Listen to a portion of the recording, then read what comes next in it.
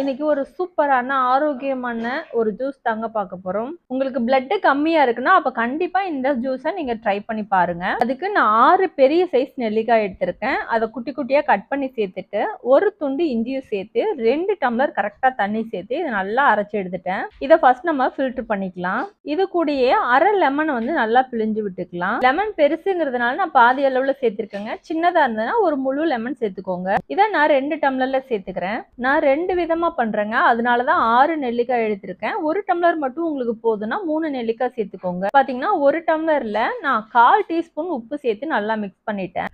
ஒரு சிலருக்கு உப்பு டேஸ்ட் பிடிக்காது. அவங்களுக்காக நான் 1 டீஸ்பூன் நாட்டு சர்க்கரை சேர்த்து நல்லா கலந்துக்கலாம். நாட்டு சர்க்கரைக்கு பதிலாக நீங்க தேன் கூட 1 டீஸ்பூன் சேர்த்துக்கலாம். அதுவுமே டேஸ்ட்டும் சூப்பரா இருக்கும். இன்னுமே ரொம்ப ஆரோக்கியமா இருக்கும். காலையில டீ காஃபிக்கு பதிலாக இதை குடிச்சிட்டு வந்தீங்கன்னா பிளட் இன்க்ரீஸ் ஆகுறது நல்லா நீங்க பார்க்கலாம். அவ்வளவுதான் ஃப்ரெண்ட்ஸ், இதே மாதிரி நீங்களும் ட்ரை பண்ணி பாருங்க. இந்த வீடியோ பிடிச்சிருந்துச்சு நம்ம சேனல் சப்ஸ்கிரைப் பண்ணி